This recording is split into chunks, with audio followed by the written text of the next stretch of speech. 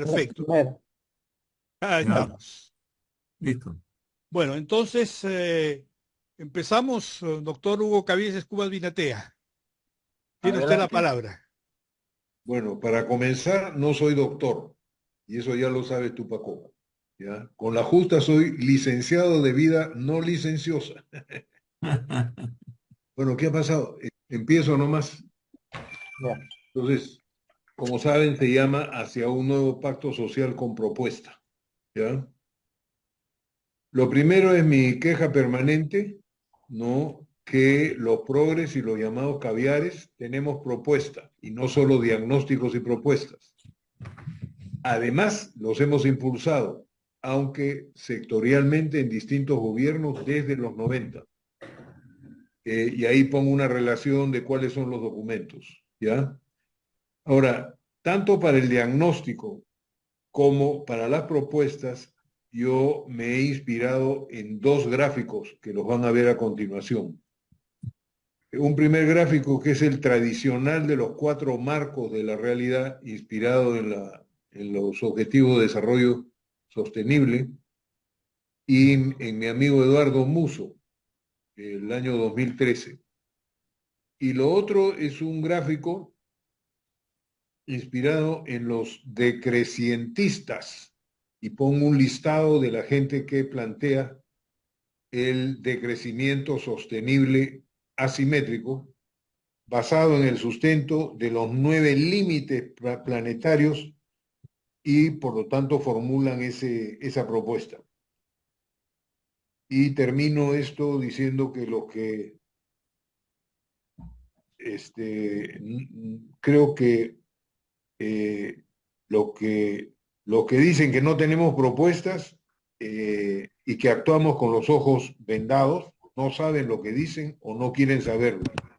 En este grupo las tenemos, y está la propuesta de Fernando, la propuesta de Jorge Arturo, las propuestas tuyas, Pacoco, aunque tú lo que tienes, más que algo escrito, tienes un montón de datos, ¿no? Para que ayuda mucho al diagnóstico, y las propuestas que yo he desarrollado, ¿no?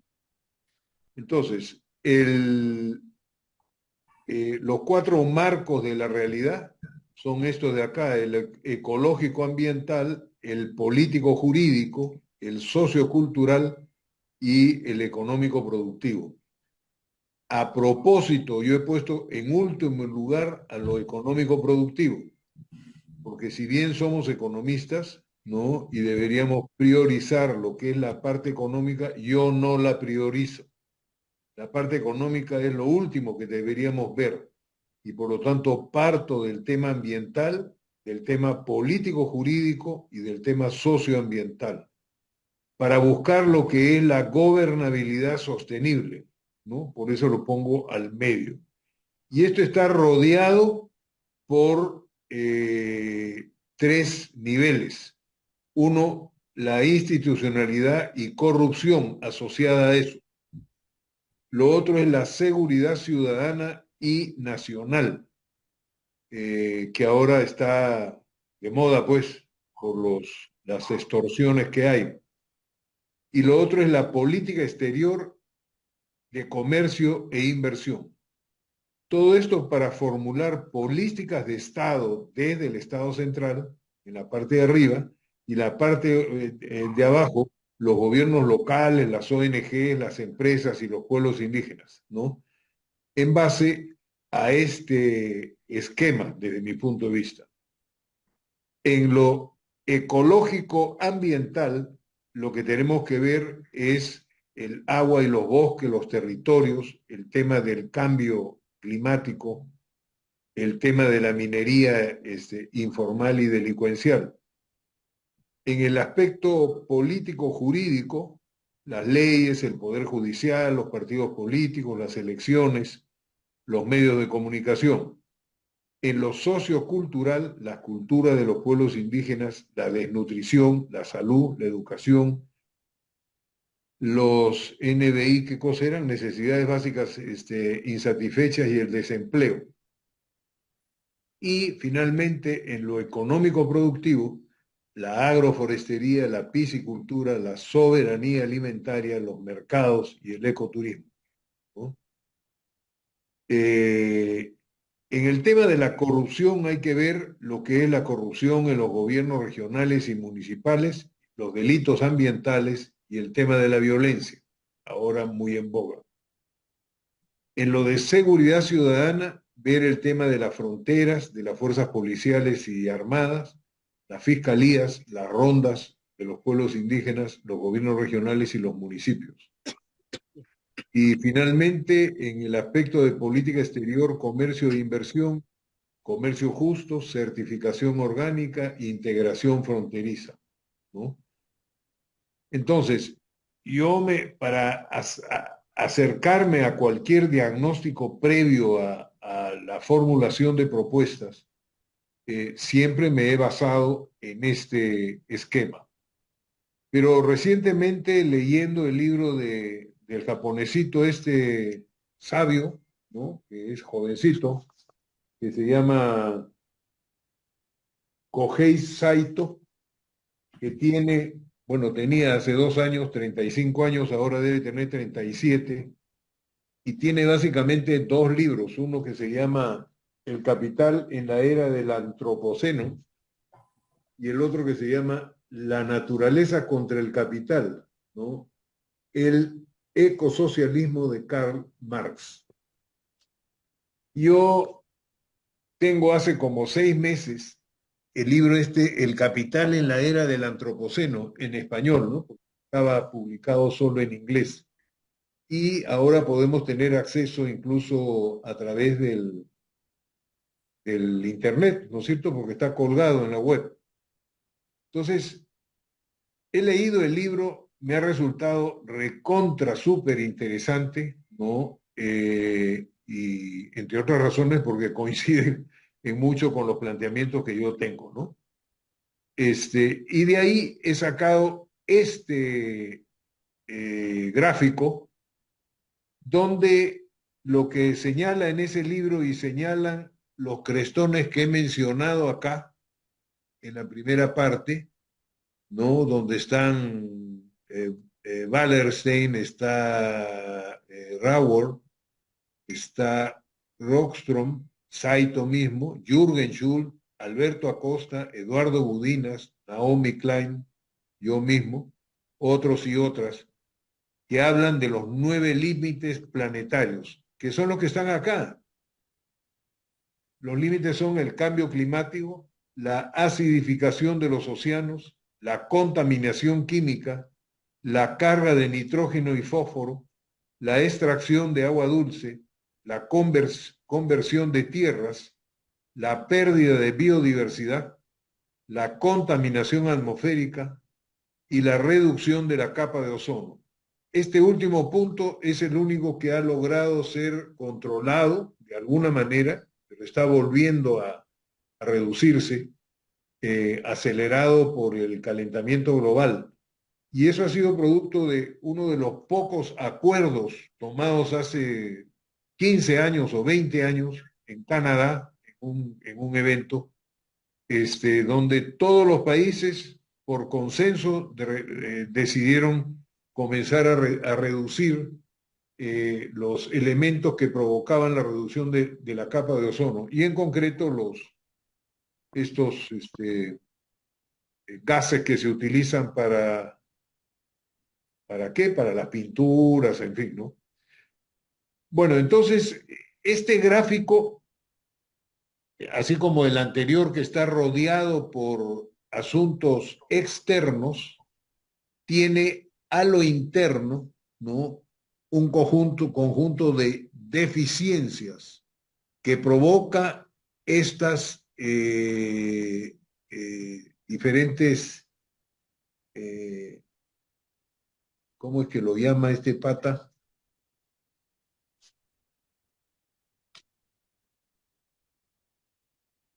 Para formular su teoría decrecentista, lo llama acá está, acá estoy yo con mi Biblia, con mi libro, ¿no? Lo voy a compartir con ustedes y léanlo, ¿ah? Porque creo que les va a gustar. Además está escrito de manera muy sencilla, ¿no?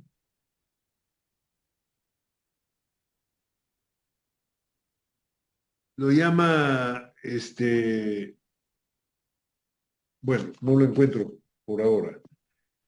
Entonces, hay temas que van siendo afectados por estos elementos en donde cada vez más se está llegando a un límite que puede llevar a un punto de no retorno. Yo he estado hablando sobre el punto de no retorno en relación a la deforestación en la Amazonía, pero me he encontrado con esto y en varios de estos temas se está llegando ya al punto de no retorno. Solo en uno se ha logrado la reducción de la capa de ozono, digamos el crecimiento, la detención del decrecimiento de la capa de ozono. Pero hay una enorme contaminación atmosférica, hay una enorme pérdida de biodiversidad y ahora más todavía con los incendios. Hay una conversión de tierras, ¿no? Para la agricultura y no solo su conversión, sino además su pérdida de nutrientes cada vez mayor, ¿no? En fin, y esto tiene impacto sobre la educación, sobre la renta de trabajo, sobre la paz y la justicia, por supuesto, sobre la participación política, sobre la equidad social, sobre la igualdad de género, sobre la vivienda, sobre las redes sociales, sobre la energía, sobre el agua, sobre los alimentos, sobre la salud. Esto de acá interno es el fundamento social para construir una sociedad, como dicen los chinos, medianamente acomodada. Eso dice el camarada Xi Jinping, ¿no? Este es el fundamento social, pero hay un espacio seguro y justo para la humanidad alrededor de esto, o debería haber, y una economía regenerativa y distributiva. No solo la búsqueda de la distribución adecuada, sino además la regeneración de lo que se gasta actualmente con esa economía. Y este es el techo ecológico que se tiene a través de este conjunto de elementos que son difíciles de controlar, ¿no es cierto? Y cuando hay reuniones de las cuatro conferencias de las partes que se crearon en Río 92, que es la de cambio climático, la de desertificación y recursos hídricos, la de diversidad biológica y la de humedales, son las cuatro. De esos hay diferentes convenios y contratos y tratados que se han formulado, ¿no? Y es lo que se discute. La de diversidad biológica es la reunión esta que va a haber el 10 16 de... minutos vas, Hugo. Ya. Bueno, entonces, con esto yo tengo 20 propuestas a consensuar. La primera es que la plaga del coronavirus y sus derivados ha provocado montones de problemas que tienen que ver con la crisis económica productiva, con la crisis fiscal financiera, el empleo, la pobreza, en fin, no voy a leer eso que ya lo conocemos. En buena medida, cada fenómeno es consecuencia del modelo económico, sociopolítico y cultural que se ha venido imponiendo, que es básicamente la privatización de empresas estratégicas, los servicios básicos y la corrupción pública y privada asociada a ello, la improvisación del Estado y de los sectores empresariales a los que más les interesa la economía que la vida de las personas. Los temas centrales para una agenda en el proceso de construcción de un nuevo pacto social constitucional para encarar una problemática tan compleja y multidisciplinaria, considero que debería ser al menos las siguientes orientaciones políticas para la acción. Impulsar un desarrollo a escala humana y de la naturaleza con cambios radicales en los patrones de consumo, producción, energético y de uso sostenible de los recursos naturales, temas en los cuales el documento de Jorge Arturo insiste y también el de Fernando. Observar y afrontar el proceso internacional que se desarrolla desde hace varios años y que se ha materializado en la desglobalización, desdolarización y despoblación, las 3D a escala mundial, en donde la hegemonía de los Estados Unidos y Europa está en declive frente al fortalecimiento del eje China-Rusia-India, por cuya razón en el Perú debemos mirar a los mercados internos de la región, dejando de seguir apostando exageradamente, no digo que no se haga, sino exageradamente por los mercados externos, particularmente de nuestras materias primas. Si son con valor agregado, bueno, ya. En primera y última instancia debemos apuntar hacia una estrategia de acumulación y desarrollo guiada por los principios de autodeterminación, autosuficiencia y autocentramiento, así como ponerle el ojo a los impactos del megapuerto de Chancay y el de Corío. Yo creo que este megapuerto va a tener una influencia enorme sobre la economía, la sociedad, la política, la inseguridad ciudadana, etcétera, en los próximos años, y ya lo está teniendo ahorita. Enfrentar como primera prioridad a las empresas transnacionales que, como hemos postulado, producen mercancías que dan lugar a problemas que van desde la generación indirecta de virus y pandemias, pasando por el maltrato de animales, deforestación y migración de campesinos desde su lugar de origen hasta el agravamiento del cambio climático.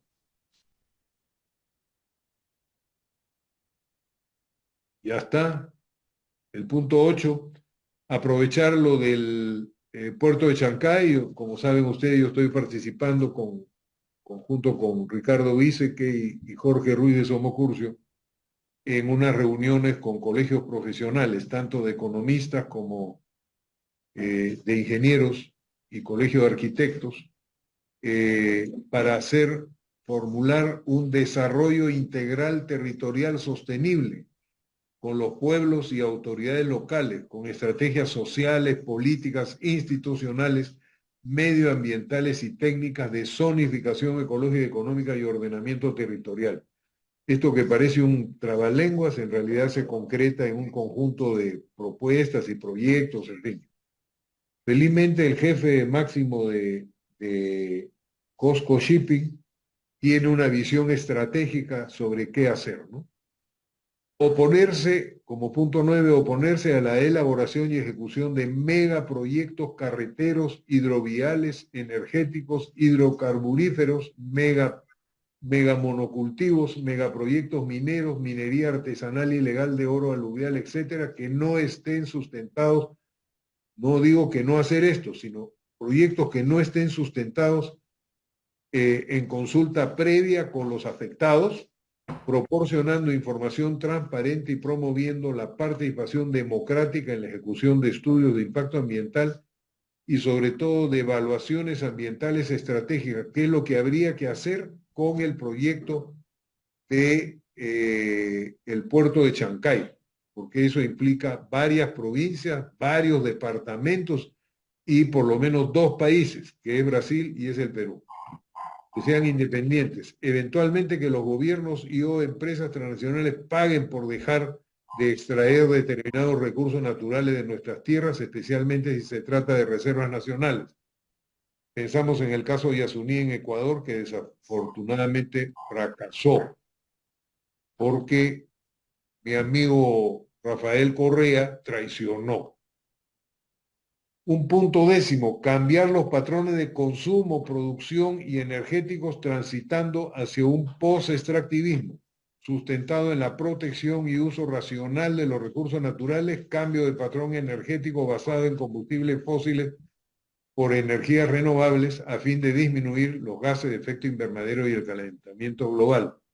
Priorizar, este es el tema de Fernando, ¿no? Y también lo menciona Jorge Arturo, la pequeña y mediana producción familiar agrosilvopastoril, el manejo comunitario de bosques y la protección sostenible de los recursos ictiológicos por pequeños pescadores, así como detener el retorno a la latifundización de las tierras para biocombustibles, concesiones diversas y macroproducciones. Orientar la producción agropecuaria boscosa e ictiológica hacia la soberanía alimentaria a través de la ampliación de los mercados locales y regionales, protegiendo y ensanchando las fuentes hídricas y su uso racional contra el estrés hídrico, lo que implica proteger las fuentes de agua, elevando las vallas ambientales para los productores mineros, petroleros y de otra índole. Construir redes comunitarias de solidaridad, de esto habla también Fernando en su documento y lo mismo Jorge Arturo, en defensa de los derechos humanos, los territorios, las plantas maestras de los pueblos indígenas como la hoja de coca, ayahuasca y otras, reconociendo la pluriculturalidad de nuestra sociedad y el rescate de los conocimientos ancestrales para la mitigación y adaptación al cambio climático. Impulsar un conjunto de programas productivos, desarrollar, ampliar y fortalecer los programas de educación que dispongan de franjas de formación, el rol prioritario que hay que dar al Ministerio de Ambiente y sobre todo construir un sistema nacional de planificación, porque el CEPLAN está pintado en la pared. Hay muchos casos de contaminación que no están siendo enfrentados y hay que enfrentarlos.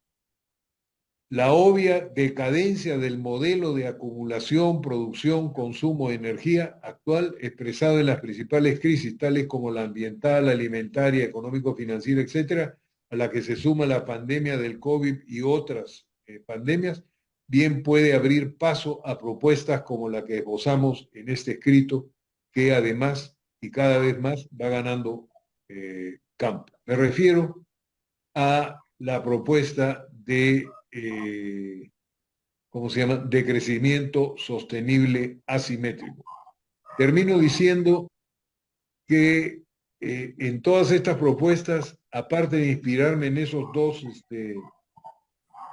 gráficos, lo que planteo en la relación con el sector privado es un modelo de economía mixta, un modelo calequiano, ¿no?, de articulación de sector privado, nacional e internacional, con sector público, ¿no?, y no la priorización del sector estatal, público, etcétera, ¿no?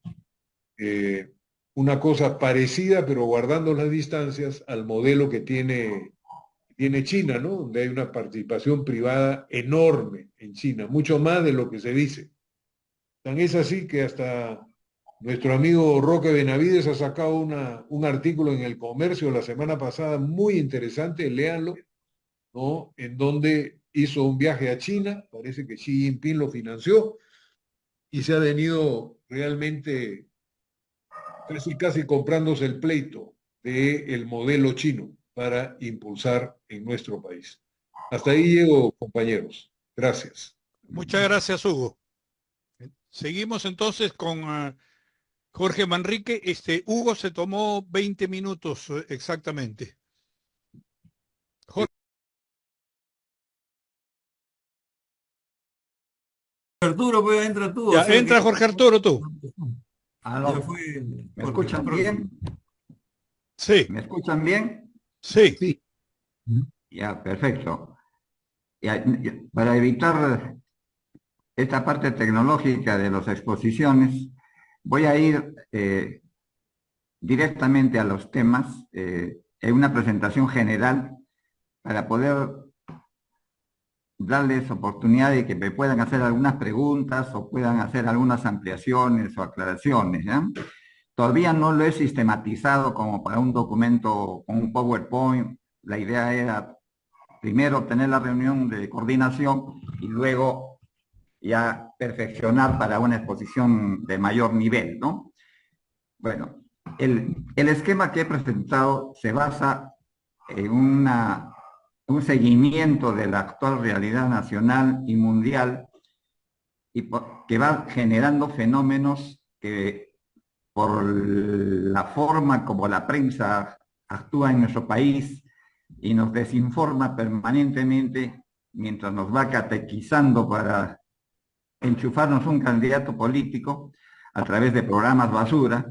Entonces, esto hace de que haya optado por leer más la prensa alternativa y estar más en contacto con observadores y amigos extranjeros que intercambiamos informaciones precisas sobre lo que está ocurriendo a nivel del mundo. Entonces, por alguna razón, a veces yo soy muy concluyente para poder afirmar, como decir, la crisis del capitalismo final ya está en pleno avance y la guerra ucraniana, pues realmente ya es el lado de una moneda que va a actuar simultáneamente con la parte económica, ¿no? Porque el capitalismo está tan asfixiado en Europa y en el resto del mundo, Asia, África, está acorralado y ya no pueden seguir emitiendo, ¿no? Porque la crisis se ha dado por una sobreemisión de papeles, abusando de su poderío al haber conquistado mercados. Entonces él emite las monedas de todos los países, ¿no? Es por eso que acá también ahorramos en dólares y todas nuestras reservas están en dólares, porque eso es lo que quiere el gran capital, que requiere seguir creciendo, porque es una figura de un vendedor de naranjas, que se le acaban las naranjas, va a la quiebra. Un banco que se le acabe el billete, porque lo coloca muy rápidamente, porque la avidez del nivel macro de las grandes financieras por liquidez para seguir ganando, es tan grande que requiere emisiones importantísimas que se siguen haciendo. Y la mejor justificación es la guerra, ¿no? Entonces es una idea muy clara de que ya la crisis final está marchando, porque ya le salió la crisis de la hegemonía que le ha planteado China y Rusia, que quieren actualmente cambiar el patrón oro, volver al patrón oro o al intercambio vía moneda. Por lo tanto, la demanda de dólares se va a ir al diablo y ahí está la crisis final. Pero eso da lugar inmediatamente a una serie de otros procesos. Entonces, observando los procesos que están apareciendo como novedades, la primera que no la trabajamos bien acá en el Perú es el tema del desempleo. El desempleo ya no es un desempleo tradicional, estructural, por causa climática, no. Acá es un desempleo ya sostenido y que el país se defiende porque tiene reservas y tiene energía para utilizar a través del presupuesto. Entonces el Estado es el gran componedor del desempleo. Entonces todos los municipios distritales, provinciales, la gente ha salido del campo y se ha metido a trabajar en el municipio. Son burócratas de municipios distritales, etc. Entonces viajan un poco por el exterior y van a encontrar también fenómenos similares en otros países, ¿no? Entonces el Estado está siendo el gran empleador para aguantar la crisis del desempleo. Pero el desempleo se viene y es imparable, porque la tecnología, vía la inteligencia artificial y otro tipo de mecanismos que están alrededor de este salto tecnológico tan importante, porque ya estamos entrando inclusive a nuevas disciplinas de la mecaelectrónica con una serie de artificios que todavía no han llegado acá, pero que son importantísimos y van a seguir produciendo desempleo. A tal punto que los grandes millonarios del mundo ya están preocupados qué va a pasar cuando haya un tremendo desempleo a nivel mundial y ya están discutiendo el tema de la renta básica. La renta básica es la gran salida, ya no la idea de un pensador o de un conjunto de economistas que empezaron a trabajar sobre el tema, sino ya ahora ya es una necesidad que lo discuten Elon Musk y todos los grandes millonarios, y van a hacer para poder tener a la población con ingresos, porque si no hay ingresos, la demanda se les cae más rápido y la crisis pronosticada por Marx va a ser pues evidente, ¿no? Es una crisis de demanda. Porque la demanda ya no puede seguir el ritmo y la producción ya no sigue tampoco el ritmo de la demanda, ¿no? Entonces se desincroniza la oferta y demanda entonces el mercado deja de funcionar. Entonces, eso nos origina un fenómeno de desempleo y, por otro lado, un fenómeno de supervivencia, porque la gente desempleada tiene que hacer algo.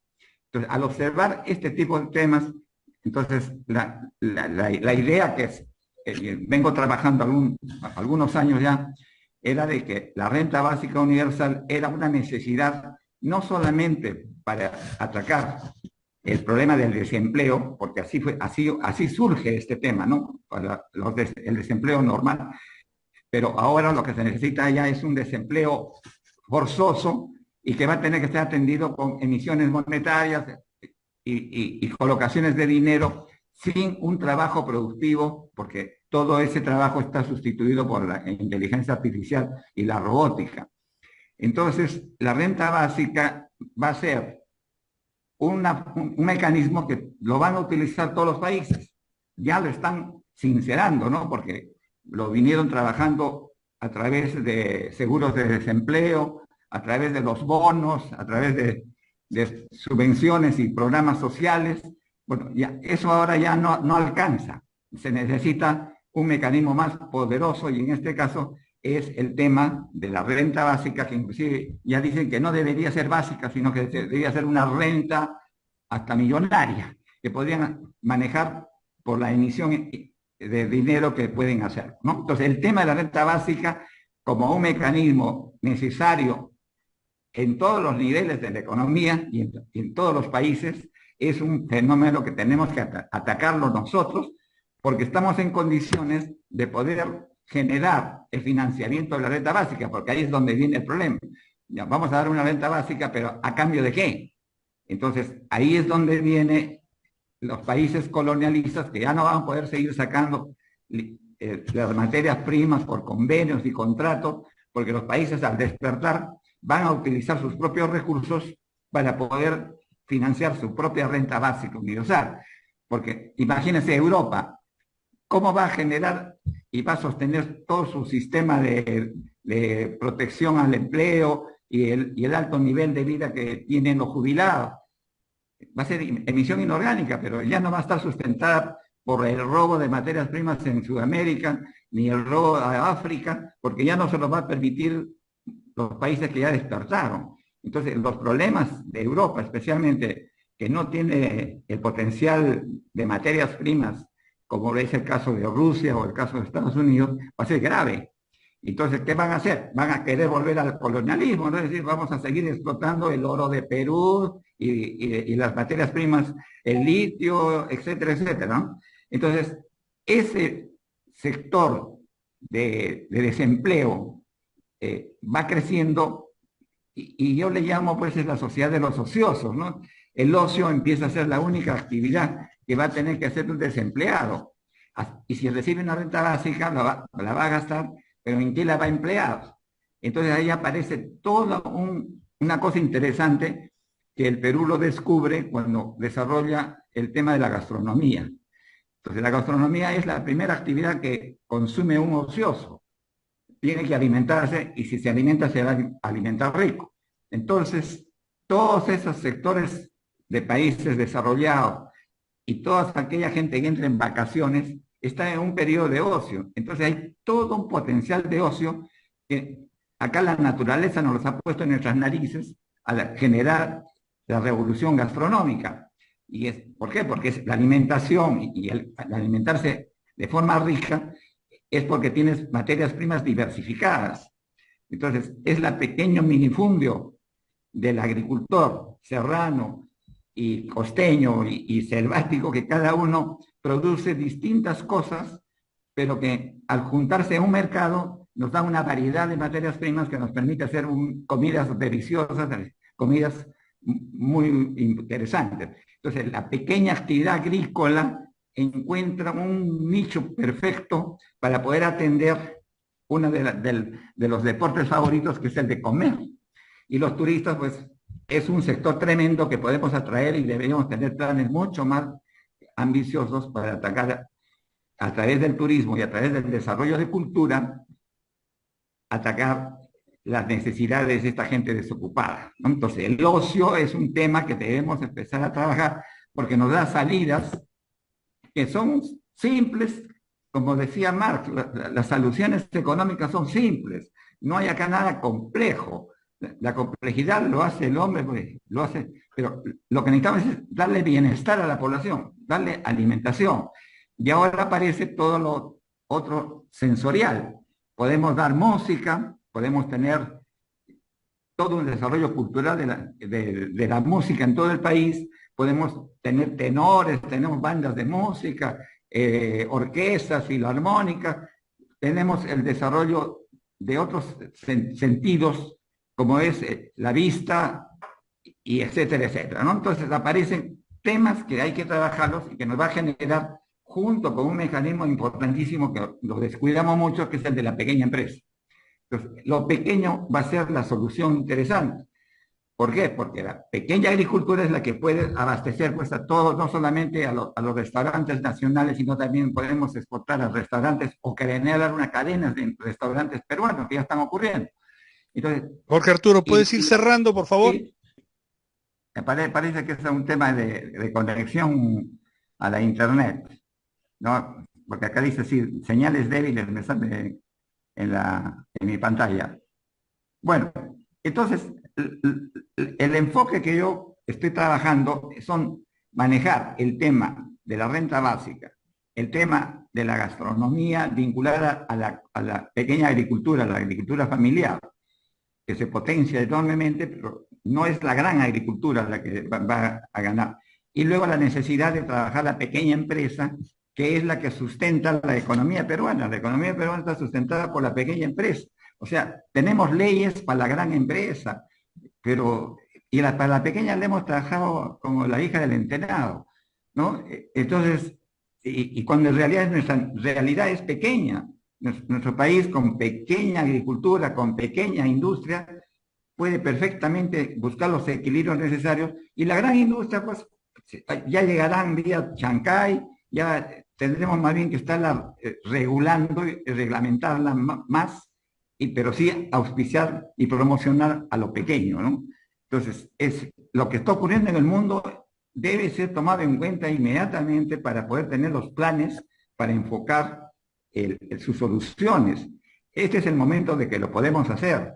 Y este es el momento en el cual políticamente los planteamientos de programas pragmáticos de tipo ambiental, de tipo de culinaria, de tipo de industria, de tipo de minería, etcétera, tenemos que atacarlos inmediatamente. O sea, tenemos un campo de acción política importantísimo y estamos perdiendo tiempo a veces trabajando temas muy macro que no nos competen porque no tenemos un nivel, por ejemplo, industrial de regular a empresas grandes, porque tenemos muy pocas empresas grandes y eso se maneja con las leyes antimonopolio que las hemos descuidado, ¿no? Bueno, les he dado las ideas fuerza que inspiran el planteamiento que he hecho. Estoy trabajándolo y ya voy a llevarlo a un nivel de una presentación más sistematizada para una próxima oportunidad. Pero sí me encantaría recibir directamente de parte de ustedes algunas ideas, aportes, críticas y algunas luces también, porque yo sé que Fernando, por ejemplo, es un especialista y trabaja bastante el tema de la pequeña empresa. Entonces, ¿cómo manejar la pequeña minería informal? O sea, yo creo que tenemos que poner reglas de juego, pero con una óptica no de punición, sino con una óptica de reglamentación, de cómo ponemos al servicio del país a la pequeña minería, a todo lo pequeño en todos los sectores. Entonces, ese es un campo político que siempre lo hemos descuidado, le hemos tratado a la pequeña empresa muy mal, y cuando es la que nos sostiene la economía.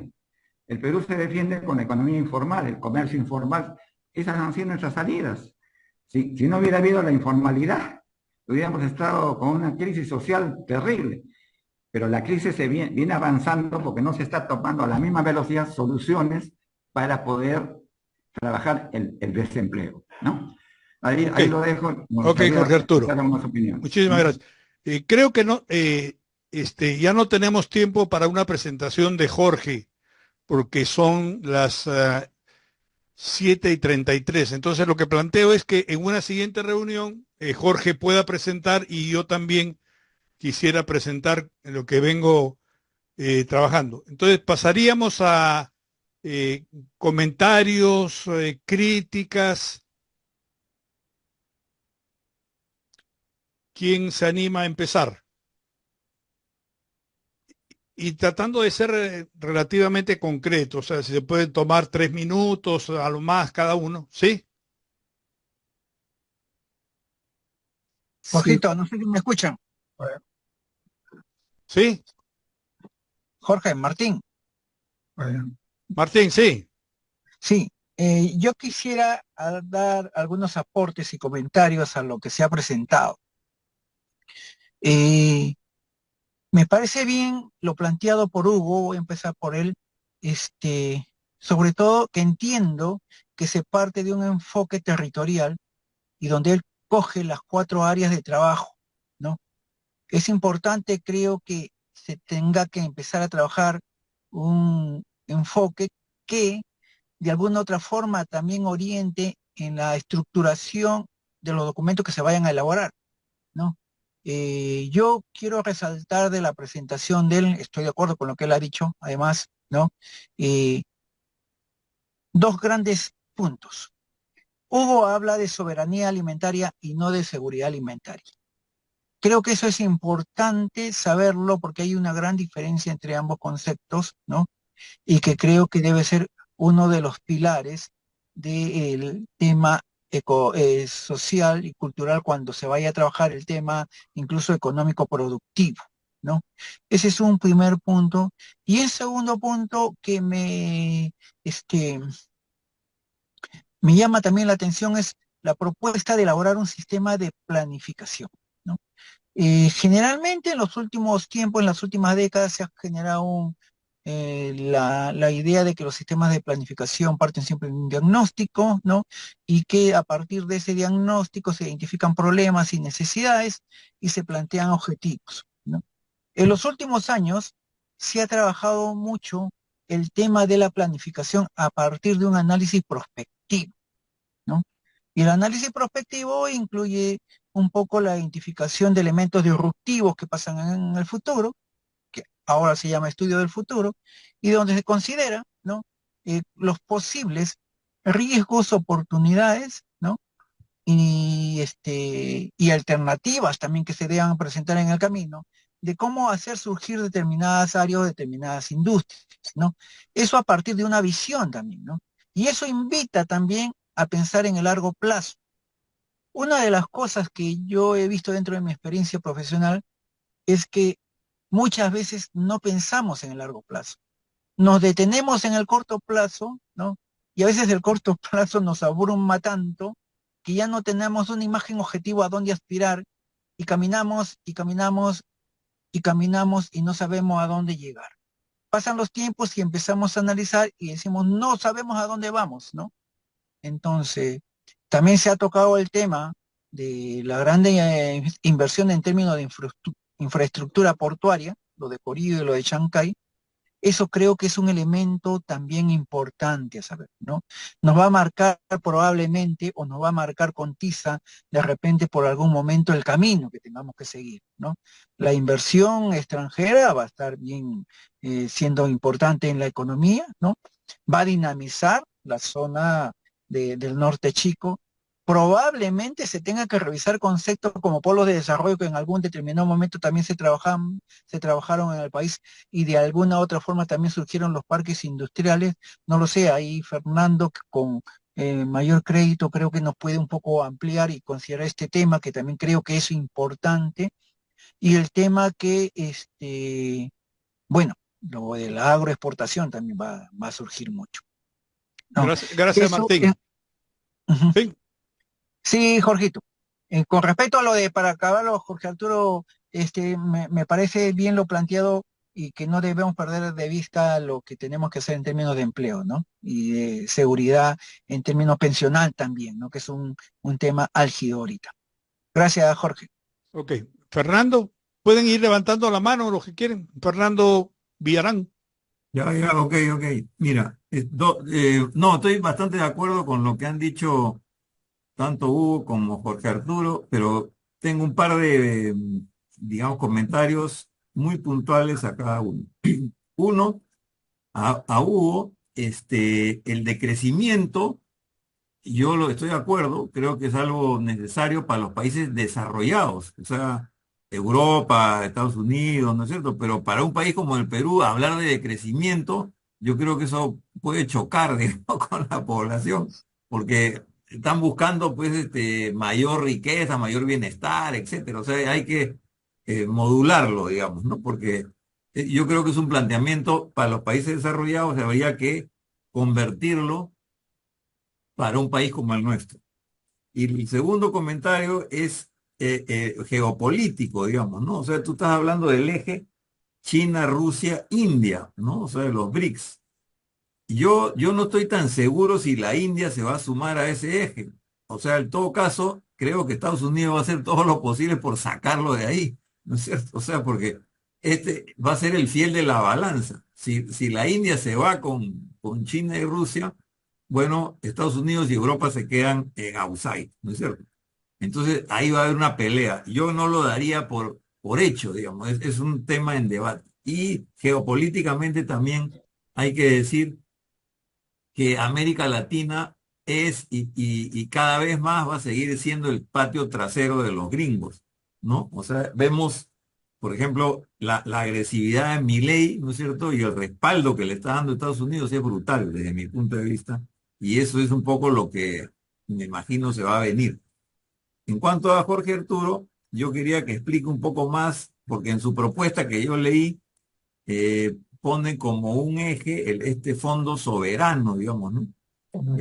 Que sería la fuente de la renta básica, etcétera. No me quedó claro de dónde va a venir, digamos, esos capitales y cómo va a generar intereses, ¿no? O rendimiento, digamos, ese fondo soberano, ¿no? O sea, cuál va a ser ese mecanismo, ¿no? No me queda claro. Ese es un comentario. El segundo comentario es que estoy de acuerdo con toda esta propuesta de la pequeña producción, sobre todo la agrícola, en general la pequeña empresa. Y el otro sector que, aparte de la gastronomía, es el de la salud. La salud es clave y además está vinculado con la alimentación saludable que tú has propuesto. Y además, luego de la pandemia, la gente quiere vivir más, pues, y le da una prioridad a la salud, ¿no es cierto? Y cada vez más desconfía de los de Big Pharma, ¿no es cierto? De las medicinas, etcétera, que tienen efectos secundarios y todo eso. Entonces, creo que la salud podría ser un campo importante. No sé qué piensas. Ahí nomás me quedo ya en mis comentarios. Ok, entonces si me permiten, bueno, yo tengo serias discrepancias con el planteamiento de Hugo. Me parece El que moderador no debería hablar. Primero, sí, primero los visitas. nadie ha pedido la mano. Acaba de pedir Carlos Arana. No, yo pedí hace rato.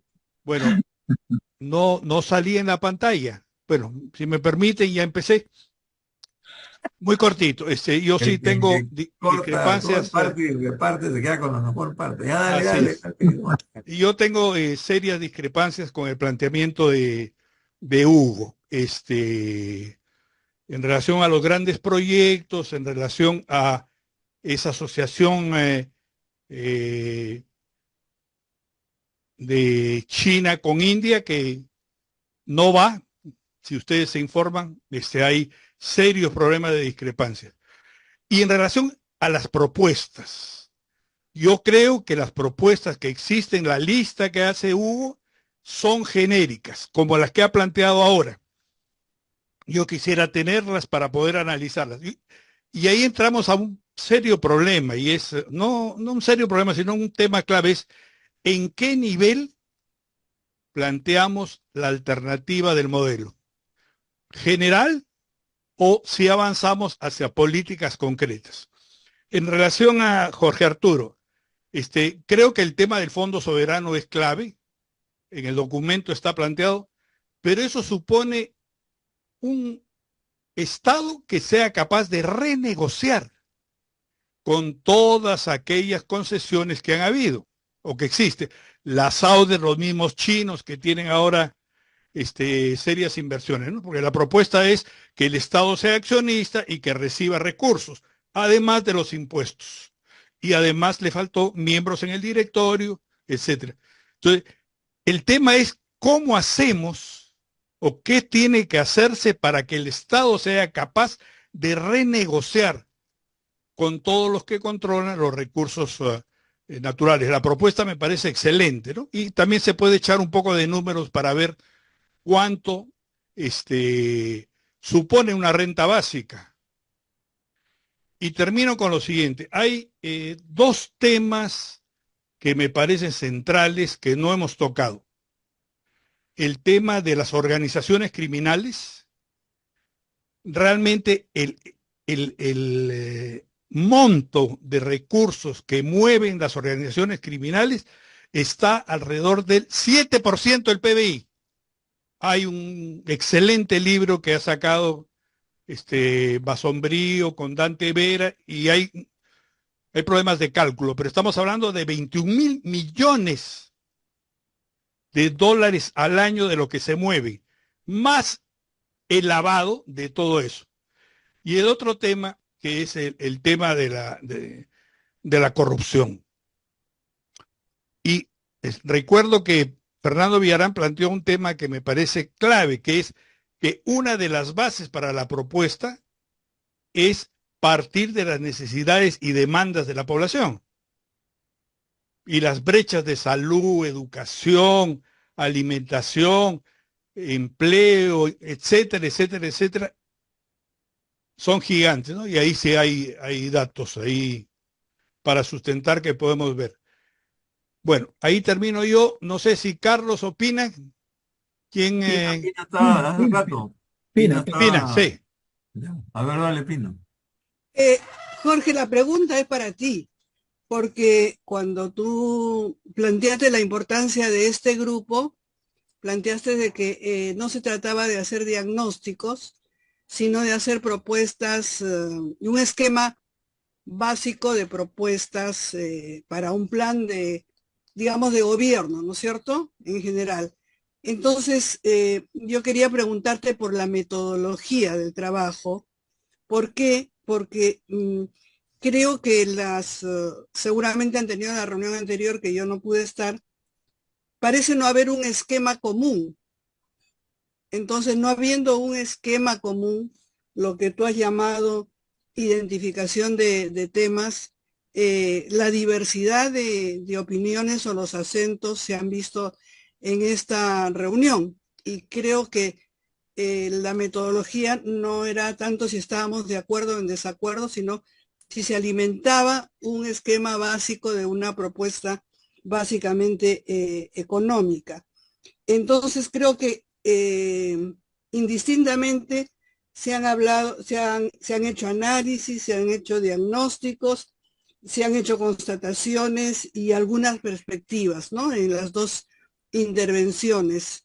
Jorge Arturo, enfocado específicamente en una dimensión que me parece muy importante, digamos, la desaparición del empleo, digamos. Entonces, eso lo estamos tomando como una parte esencial del esquema, porque no importa si estamos de acuerdo o en desacuerdo con lo que él está planteando ahora, sino si eso es parte de un esquema básico. Yo creo que sí, y no rápidamente, me parece, se puede ir a la alternativa todo lo pequeño, aunque Fernando, eso ya desde que, me acuerdo, trabajando con él desde sus puntos de vista en alternativa y en otros aspectos, eso lo tenemos hace 20 años, o 30 tal vez, Fernando, y eso como tendencia, como política pública no ha crecido, aunque hay organizaciones sociales que sí están alrededor de ese tema, como por ejemplo la Asociación Nacional de Productores Orgánicos o la Asociación de Pequeños Productores que tienen su organización desde hace tiempo, ¿no? Entonces, esa es una parte del esquema que nos va a parecer importante, el tema del empleo. Y yo quería resaltar en lo que ha dicho Hugo, me parece que el tener que hacerlo corto, sus 10 puntos no nos ha permitido tal vez entender, no entender, sino captar la riqueza de esos 10 puntos, porque son, digamos, yo diría dimensiones un poco distintas, que yo las hubiera separado más, ¿no? O hubiera buscado un esquema para presentarla. Pero quiero resaltar que Hugo es uno de los pocos que vincula los temas ambientales a los temas económicos y de política externa. Y eso me parece que es una dimensión bien importante que tiene que ver con lo que él ha planteado también, creo que en el punto 3, el cambio de patrones de consumo. Entonces, me pregunto, ¿esto es una parte importante del esquema común que debemos tener o no? Y finalmente, él ha planteado, pero rápidamente, la importancia de mirar a un mercado regional. Ya, entonces es levantar que en este momento, ¿no? Entonces hay como propuestas viejas que vuelven a aparecer y habría que evaluar. Entonces mi pregunta es para ti, Jorge, ¿cuál es la metodología del grupo para poder seguirlo y aprender con más facilidad? Bueno, directo al punto, precisamente lo que estamos haciendo en esta y en siguientes reuniones es definir la metodología y los componentes del modelo. O sea, estamos, digamos, como abriendo una cancha donde hay diferentes miradas. Así que yo creo que estamos en ruta. Carlos Arana, sí. Sí, algunos temas porque como, sí, yo un poco que entiendo eso, que estamos en un proceso de construcción y ver cómo delimitamos pues el esquema o el programa que se plantea, ¿no?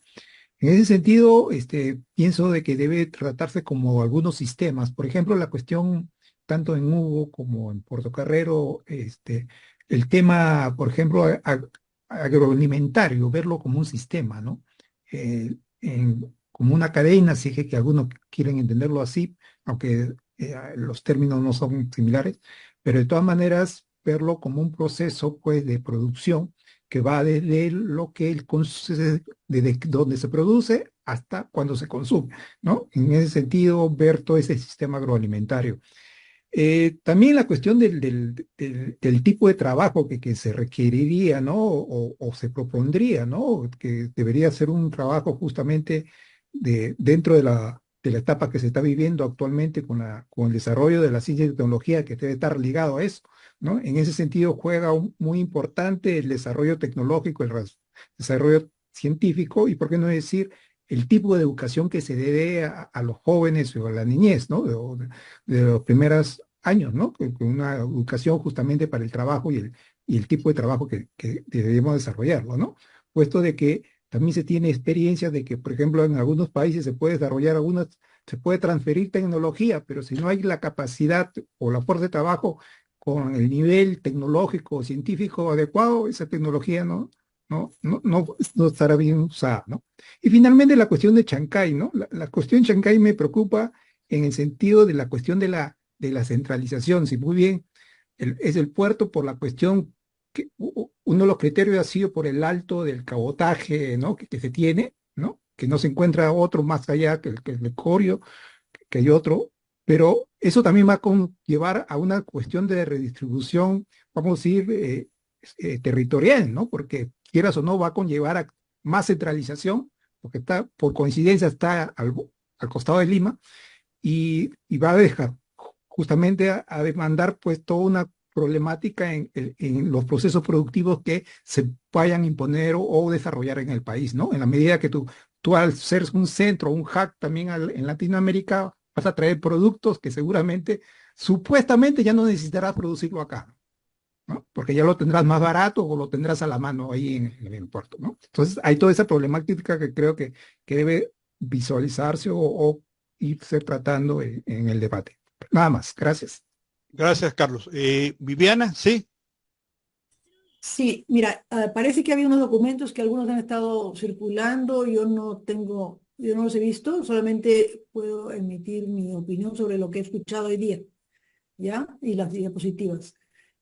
Sobre lo de Hugo, el aterrizaje es desde bien arriba, o sea, nos da una visión bastante amplia de los retos que enfrentamos y por dónde deberíamos ir. Y estamos suponiendo que el resto del mundo va a ir por ahí también, porque si se hunde la Tierra y cae el planeta, no tenemos nada que aportar. No nos vamos a salvar solos, tenemos que salvarnos todos. Pero me llamó la atención que a pesar de que quizás correctamente no pones primero el tema económico, sino al final pones el tema económico, en las áreas que identificas, agricultura, forestal y, ¿cómo se llama? Es piscicultura, me parece, ¿no? Se está perdiendo, se está dejando de identificar cuál va a ser el eje de producción de nosotros, o sea, como país, ¿ya? ¿De dónde vamos a sacar? ¿Cuál va a ser el sector dinámico de la economía que va a mover al resto?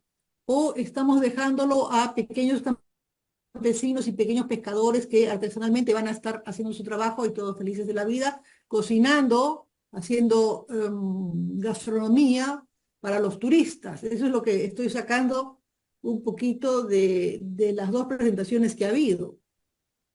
Cuando estamos perdiendo, no se ha mencionado dónde vamos a invertir para que los sueldos promedio de nuestros trabajadores aumenten. Eso es lo que yo estoy extrañando, ¿no? Es lindo que los agricultores y lindo que los pescadores y lindo que la pequeña industria, de acuerdo, es donde la mayoría está empleado, pero tiene que haber sectores dinámicos que jalen al resto. Y eso es lo que extraño de las dos presentaciones. No creo que la gastronomía para los turistas desempleados sea una buena solución.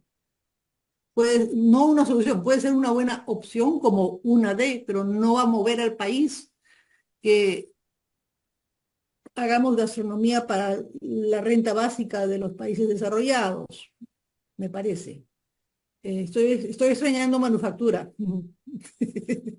Estoy extrañando servicios de alto conocimiento, o sea, knowledge-based industry, whatever, sectors, ¿no? Sectores intensivos en conocimiento. No se ha hablado nada de eso y me parece, o sea, por ahí va la cosa. No tienen que ser de alto consumo de recursos. Pueden ser sostenibles tranquilamente, pero no tenemos que mirar a pequeños agricultores y pymes, ¿no? Básicamente. O sea, pueden ser pymes, pero de alto conocimiento. Esa es mi gran extrañeza de las dos cosas que se han presentado. Y me gustaría tener los documentos, si es que hay algún documento que ha estado circulando, que no los he visto. Sí, están en el WhatsApp. Los voy a volver a poner. ¿En WhatsApp? ¿Alguien más? Estamos a 3 minutos. WhatsApp. ¿Qué WhatsApp? Que no me has dado WhatsApp, recién te he dado mi teléfono, ya. Ya. No eres miembro del WhatsApp. No, sí, ya está. Ok. Pero no viene de atrás, pues ya no jala lo que ya está. No, está bien, pero recién me lo pidió el teléfono Sí, Pacoco. ya, pero lo voy a volver a poner. Estoy de acuerdo con eso del conocimiento, Viviana, es fundamental. El conocimiento, sin conocimiento no hay nada, cero. Ahí estamos fritos. Educación, ¿no? Claro. Si me permiten, yo quisiera poner un ejemplo en relación a lo que plantea Viviana. O sea, tu pregunta es, ¿cuáles son los sectores dinámicos o las locomotoras que van a arrastrar al país? ¿No es cierto? Yo creo que el sector exportador puede seguir siendo una locomotora, pero con cambios importantes. O sea, por ejemplo, no exportar concentrados minerales, sino hacer refinación o productos derivados en cobre, en hierro. En el caso de harina de pescado, por ejemplo, se puede hacer cambios de producción de harinas especiales para el consumo humano directo. Lo que extraño es Y que se presente eso en la propuesta. bueno, yo tengo una lista de temas, ¿no? Igual que cuáles son, digamos, las ventajas estratégicas que tiene el país que debe desarrollar, aparte del turismo, aparte de la gastronomía, de la localización. Hay ventajas estratégicas. Por ejemplo, la gran capacidad que tenemos de producción de energía hidroeléctrica. 23 centrales. Ahí Hugo dice, hay que parar los grandes proyectos. Bueno, tenemos un potencial fabuloso, además de el gas, que tiene que contar con el apoyo de la población, es cierto, y también con límites, ¿no? Yo creo que hay posibilidades muy grandes de desarrollo de algunas actividades. Lo que sucede hoy en día es que, y hay estudios bien serios, que 2/3 del PBI depende del sector externo, de los términos de intercambio. Entonces hay que cambiar hacia otro eje diferente, porque un estornudo a nivel internacional es una pulmonía para el Perú, ¿no? Y desarrollar mercado interno, etcétera. Insisto, hay que, por lo menos pienso yo, las propuestas tienen que ser más concretas. Y termino con un punto. Yo creo que hay que trabajar lo que denomino yo mejores personas para una nueva economía. Hay que trabajar todo un tema de movilización. Y de movilización como parte de lo que haga el Estado. Y también trabajar el tema de inteligencia. No solo económica, no solo financiera, sino de otros niveles. Lo que está pasando entre Israel y el Líbano nos muestra lo clave. El Mossad tiene 7.000 personas que trabajan para ellos y un presupuesto de miles de millones de dólares. Y lo que está logrando Israel. Pagado por Estados Unidos, Pagado. No, directamente por el Estado israelí. No, eso sí que no El Estado israelita financiado por le los da 4.000 Bueno, millones de dólares anuales de Estados Unidos a Israel. 4.000 millones. bueno, el Mossad se lleva más de 3.000. Bueno, no Aparte creo de que sea armas, ¿no? Bueno, mm. bueno, estamos sobre la hora.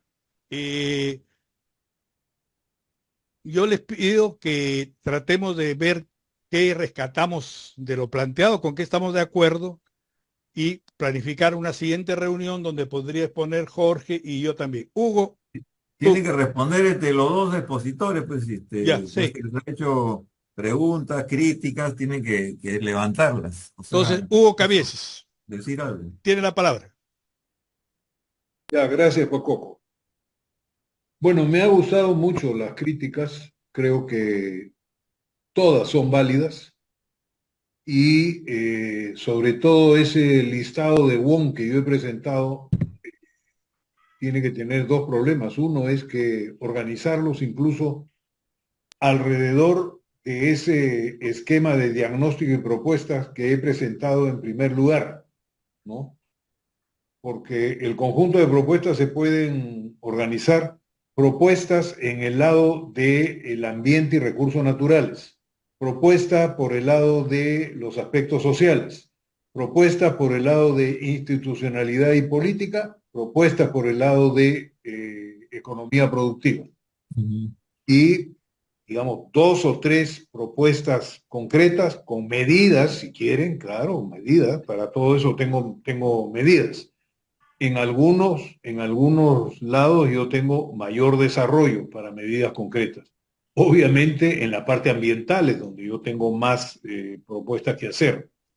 La parte económico-productiva también, por la experiencia larga que he tenido trabajando con temas productivos, no tanto en la parte industrial, sino en la parte agrario-campesina, ¿no?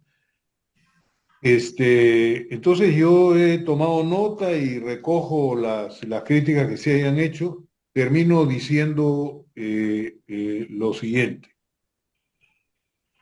Tres cositas rápidas. Una primera, yo no planteo, porque no soy loco, ¿no? De no exportar. No estoy planteando eso. Lo que estoy planteando es que busquemos cómo las exportaciones se hagan con valor agregado, que es lo que ha planteado Fernando y lo que ha planteado también Jorge Arturo. Ese es un primer tema. Un segundo tema es que yo no soy loco para decir que no se hagan obras de infraestructura. Eso no digo. Lo que yo digo es, por supuesto, que se consulte a la población, claro que sí, pero sobre todo que esas obras de infraestructura se hagan con los respectivos estudios de impacto ambiental, ¿no? Y eso. De tal manera que aquellas infraestructuras que no es posible proteger o afectar menos el ambiente y sobre todo los recursos naturales de agua, de bosques y de clima, no se lleven a cabo, así de sencillo. Y en tercer lugar, sí hay una discrepancia, ¿no? Y en esto yo me sumo a lo que plantea hace muchos años Ricardo Giesecke respecto a la parte energética. Ni con combustibles fósiles, bueno, estoy hablando en el mediano plazo, ¿no es cierto? No quiere decir que el Perú no saque petróleo. El Perú debe caminar hacia no seguir sacando petróleo, pero por ahora tiene que sacarlo, ¿cierto? Para no importarlo. De hecho, lo está importando en este momento, ¿no? La gasificación, creo que sí, es un proceso que hay que hacer. No estoy de acuerdo porque es un combustible fósil también, pero las energías alternativas, en donde una energía alternativa no son las grandes hidroeléctricas.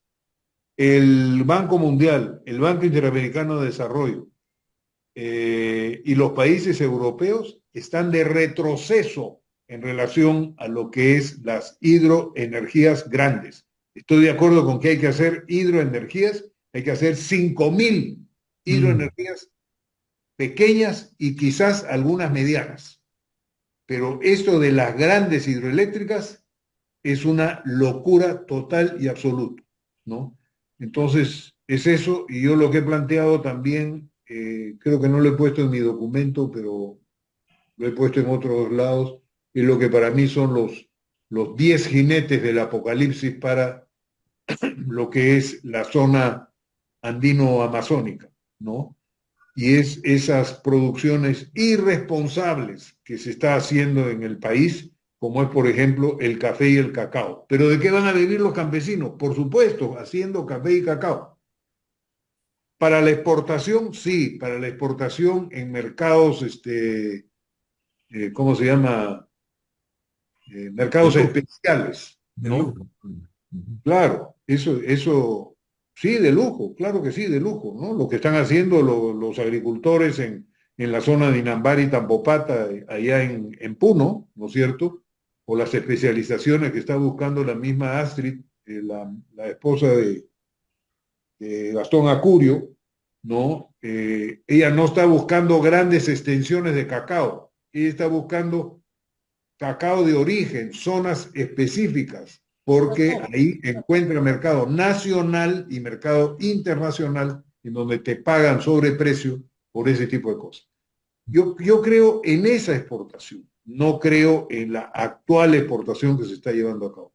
Pero en fin, es un debate que está planteado y bueno, yo corregiré mi documento y retorno a la pregunta de Pina, ¿no? ¿Qué vamos a hacer? Hay 4 documentos no presentados. Supuestamente deberíamos tener uno solo y para eso construir una metodología que nos permita hacer eso es fundamental. No me pidan que yo les diga cuál puede ser los elementos de la metodología porque En general no soy un investigador serio, ¿no es cierto?, que antes de iniciar una investigación plantea la metodología, sino que yo actúo de manera espasmódica. Me siento en la Espontánea, máquina espontánea. y empiezo a escribir, así de sencillo. ¿No? Y después me fijo en la metodología. Eso lo he hecho siempre. ¿No? Ok, Bueno, Hugo, eso muchas es. gracias. Jorge Arturo y Viviana, para terminar, porque ya estamos sobre la hora que tú mismo has pedido que se respete, Hugo. Sí. Jorge Muy Arturo rápidamente, Portocarrero. en el caso, en la pregunta de Fernando, ¿no? En el momento que el cambio de la metodología de explotación de los recursos naturales se basa en el criterio que en lugar de que sea a través de la regalía, que es lo que cobran ahora por la concesión, que es un método que viene de la época de los reyes, modernicemos la forma de participación del Estado, es decir, capitalizamos las reservas al valor presente y eso te da acciones. Pero lo más importante es que la acción no pierde, o sea, vale, o sea, tiene un valor de mercado y por lo tanto no estamos perdiendo el patrimonio del Estado, porque la Constitución dice que los recursos naturales pertenecen a la nación y no permite que se pierdan, ¿no? Pero sin embargo la concesión se ha ido al extremo de que se pierde la soberanía sobre los recursos naturales, ¿no? Entonces el mecanismo es que sea capitalizable y por lo tanto con todos los derechos que tiene un accionista. Un Pero, porcentaje de las acciones de todas las empresas mineras, por decir, eso sí sería. así es, claro. También puedes ¿Qué capitalizar en el porcentaje? ¿Qué campo pesquero porcentaje? y ¿Ah? en el campo pesquero, en el campo de las concesiones forestales, todo lo que sea Lo recursos naturales, principal es pues, la minería. En la minería, ¿qué porcentaje sería? o sea, lo que valga el recurso. Es decir, hay una metodología de valorización de los recursos que están en una mina, se valorizan al valor presente, de acuerdo a la bolsa, y esa cantidad es la que se entrega en acciones, que es el aporte del Estado. Y la empresa y la socia pone la tecnología y tiene toda la gestión de la minería. No es necesario de que el Estado entre a gestionar. El Estado va a cautelar que no le roben nada más. Porque lo que le interesa al Estado es maximizar el dividendo, porque con el dividendo va a construir toda la estructura financiera para atender las necesidades que el Fondo Soberano determine. Puede ser atender la renta básica, como puede ser, como el caso de Noruega, que lo han metido a que se multiplique el fondo a través de inversiones y entran a financiar a nivel mundial. Bueno, ahí hay un debate de qué hacer con el Fondo Soberano, ¿no? El otro es atacamos la pobreza y sacamos a los pobres, porque el mecanismo que es importante en el caso de la renta básica es de que la renta básica está grabada por impuestos, el impuesto indirecto. Entonces, por lo tanto, es un mecanismo eficiente para poder meter a toda la pequeña empresa a empezar a pagar impuestos, porque es un recurso que es fuente de la propia renta básica, ¿no? Entonces ya le financia como el 30 o 40% automáticamente porque se retiene el valor del impuesto en su etapa final, del impuesto indirecto, ¿no? Bueno, el mecanismo es que no se pierde valor, eso es lo más importante, ¿no? Actualmente sí, el Estado, la concesión ya ni siquiera la tienen registrada en las cuentas nacionales, ¿no? Entonces, es una forma de gestionar modernamente los recursos naturales que tenemos, ¿no? Entonces, esa es un poco la respuesta, ¿no? Okay. Y en el caso de Pacoco, que decía, ¿cómo negociamos con las mineras? Podemos no negociar con las mineras, o sea, dejarlas ahí congeladas, sino que todo con la nueva minería es la que va entrando en el esquema y que como socia del Estado, esa ley que dé ese soporte permitiría, por ejemplo, que toda la infraestructura portuaria, carreteras, ferrocarriles, el Estado es el dinámico para armar toda esa infraestructura en función de ser socio del otro. El otro se dedica a optimizar los dividendos. Entonces, el mecanismo puede permitir que la renegociación se facilite, porque tú a través de la política impositiva, tú puedes decir, bueno, las empresas que están en el nuevo modelo pagan tanto y puedes discriminar el impuesto para aquellas que no se acogieron y el impuesto a la renta le va a invitar a que negocien al otro modelo, que se pasen al otro lado. Además, yo creo que la inversión extranjera legítima, no la gángster, está contenta de tener el socio al Estado. Un joint venture con el Estado donde van de la mano con la infraestructura, etcétera. Yo creo que es lo ideal, que así se ha logrado el funcionamiento del Fondo Noruego. Sus mejores experiencias son joint ventures con otros estados. Ok, muchas gracias, Jorge Arturo. Viviana. No, yo hablé, pero voy a revisar lo del fondo noruego. Ya, Sé que los noruegos, perdón, explotan algo por su cuenta y concesionan otros a terceros, a empresas, pero lo que obligan a las empresas es a que contraten personal local para la parte de alto conocimiento, con lo cual han desarrollado un sector de servicios, de explotación, exploración de petróleo y gas, creo, en agua, que ha elevado el nivel de capacidades técnicas de los ingenieros noruegos al punto que ahora ya pueden hacerlo ellos en otros países.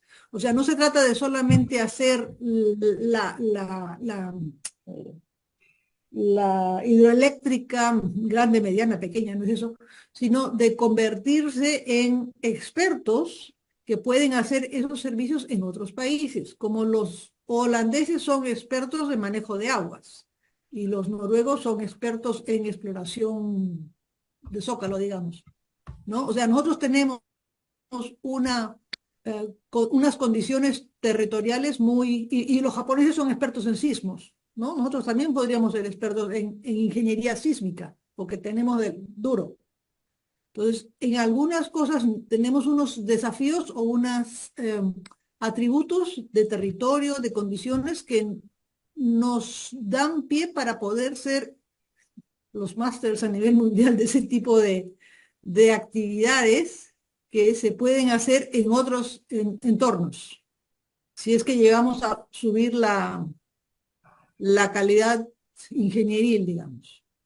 Somos los expertos mundiales entendido de redes eléctricas. Por senderos luminosos se volaban las torres. Las compañías eléctricas fueron especialistas en entender y son contratados en todo el mundo. Ahora es de propiedad de los de China, No, la producción y distribución en Lima. No importa, que podamos venderlo en otro sitio nosotros. Jorge Arturo, lo que tú hablas exactamente se refiere a un concepto económico que es la renta de la tierra. O sea, la actualización del valor de los recursos naturales, de las ganancias que dan los recursos naturales, da origen a una ganancia extraordinaria que se llama renta de la tierra, la 1 y la 2. Fuente, el capital. Exactamente, ese es el fundamento. Y yo sí creo que es posible renegociar con las empresas que tienen concesiones ahora. Las empresas que exportan concentrados, que son la mayoría, materiales mineros, no con valor agregado, no declaran el verdadero valor de lo que están exportando. Así es. Entonces hay niveles de corrupción gigantes.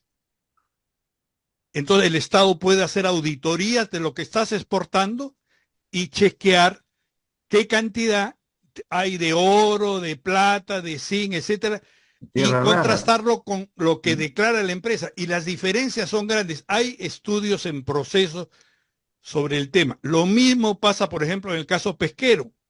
En el Perú se produce 500,000 de toneladas de harina negra, más aceite. Y parte de eso se exporta. Entonces ahí hay posibilidad no solo de renegociar, sino de hay sanciones económicas muy grandes, ¿no? Igual que en otros sectores, como el caso de la madera, ¿no es cierto? Que es un escándalo terrible. Y hay otros temas, ¿no? Bueno, creo que ahí terminamos. Creo que debemos hacer el esfuerzo de recoger los principales puntos de las 3 cajitas, recuerda. La cajita en la que estamos de acuerdo, en la que estamos en desacuerdo, y otra que requiere estudios para ir avanzando. Hay que hacer un trabajo de sistematización y acumulación de los aportes, ¿no? Una última consulta. Tenemos otra reunión donde Jorge Manrique puede exponer, y yo sí tengo un esquema de... Pero lo tienes que entrenar a Jorge antes de la exposición, porque... Bueno, Yo le puedo decir a mi nieta que lo entrene, ¿ya? Sí, me parece muy... de 9 años, de 9 años. Sí. No, mi nieta Bueno. tiene 2 meses. Ahora Bueno. nacen con el celular y con la Una computadora. última pregunta es, si hubiesen algunas personas interesadas en invitar, avisan, y aquellos que no participan, como el Chino Ota, simplemente lo vamos a cortar, ¿no es cierto? Porque no se trata de que le demos toda la información, todos los documentos, y no se aparece en las reuniones. No, Siempre. todavía no hay que cortar a nadie, somos demasiado pocos, o sea que ya cuando seamos 50 ahí cortan. Ya, Paco, no empieces a dividir antes de comenzar. No, es que yo les agradezco la puntualidad y el cumplimiento, es sí, maravilloso. Yo creo que eso es algo súper importante. Digamos, a las 3 faltas seguidas, sin excusa, ahí ya lo cortan. Afuera, lo bota. O podemos poner una multa. Bueno, El café. muchísimas gracias. Yo voy a terminar y tener el video para tenerlo, para compartirlo con ustedes. Bacán, Correcto. Muchas Gracias. Bueno, muchas gracias. Buenas noches con Gracias. todos. Buenas Y noches. vayan a ver la noticia de la guerra. Eso. Y oye, Está Gracias. terrible. Bueno, Chao, chao. Hasta adiós. luego. Gracias a todos. Ah.